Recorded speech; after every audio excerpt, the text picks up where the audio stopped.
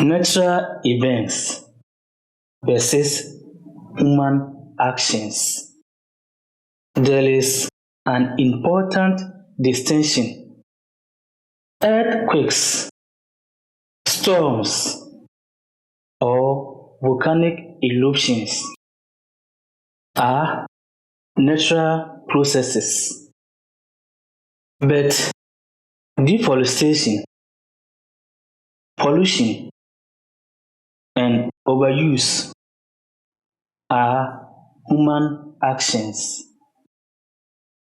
Sometimes we blame nature for what humans create.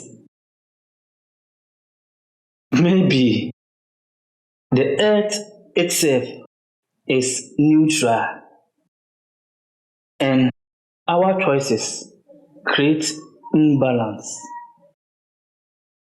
Reflection helps us understand the difference.